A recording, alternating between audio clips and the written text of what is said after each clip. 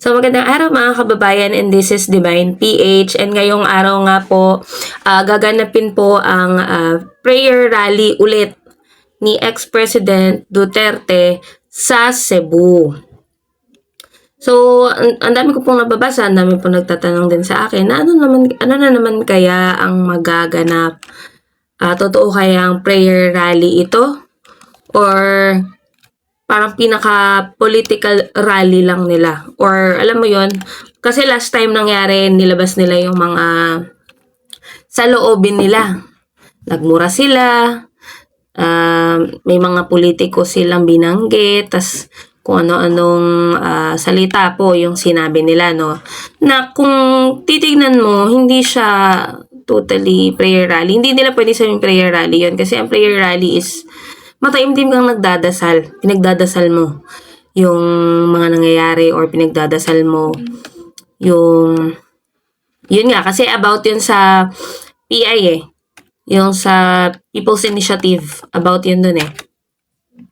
So, syempre, pag sinabi natin prayer rally, nagdadasal, mataimtim, pinagdadasal mo lahat. Pero yun nga po, kabaliktaran po yung nangyari.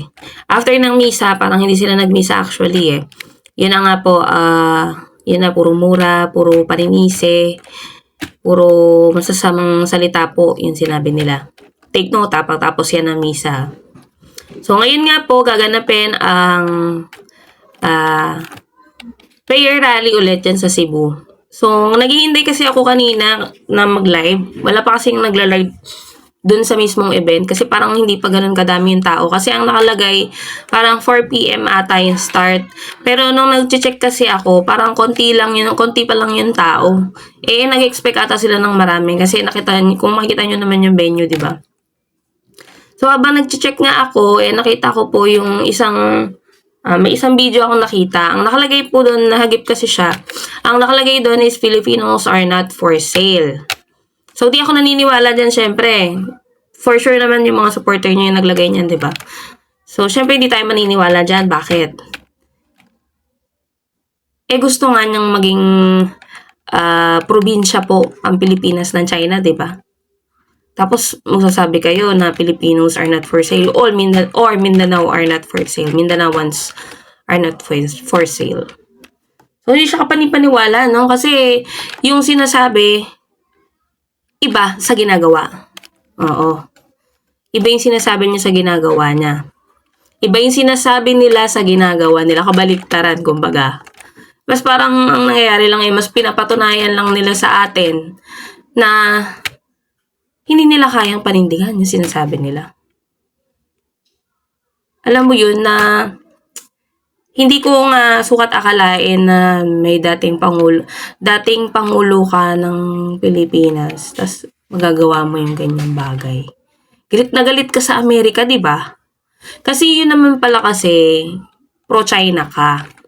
Biruin mo, West Philippine Sea, wala nga kayong say ng pamilya mo, lalo na yung anak mo, pangalawa sa mataas na namamahala dito sa bansa, yung Vice President. Wala pong komento sa West Philippine Sea, sa issue sa West Philippine Sea. Siyempre, ano pa bang ina-expect natin? Kung yung tatay nga, hinahayaan lang na maging sunod-sunuran ng Pilipinas. Noong siya yung nakaupo, hinahayaan lang maging sunod-sunuran ang Pilipinas sa China, sa gusto ng China. What more ngayon? Though, hindi kasi nila maano si PBBM ano ba tawag dito? Hindi nila kayang kontrolin si PBBM. Hindi naman papayag si President na magpasakop sa kanila kasi siya na yung President kayo, no? Hindi kung tapos na yung termino niya. Parang kasi ang lumalabas, gusto kasi talaga ni Digong magpasakop si PBBM sa kanya. Gusto niya sundin. Gusto ni Digong sundin siya ni BBM, which is impossible. Kasi si BBM yung totoong may malasakit sa mga Pilipino. Si BBM yung totoong nagmamahal sa mga Pilipino. So kaya yan, waiting din ako kung ano yung magaganap mamaya, no? Inihintay ko kasi talaga kasi nga, syempre gusto ko mag-expect sana man lang, di ba, pagdadasal talaga, magnilay-nilay talaga sila. Kasi, kaya nga, from the root word prayer hindi yung kung ano-anong salita yung maririnig mo, di ba?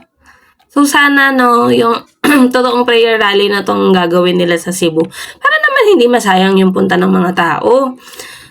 At saka, para naman hindi masayang yung oras ng mga nanonood na meron talagang matututunan ngayong gagawin nilang prayer rally na yan. So, yun lamang po, mag-update po ako mamaya. Once na nag-start na kasi ngayon, hindi pa din. So, yun lamang po, and maraming salamat sa inyong lahat.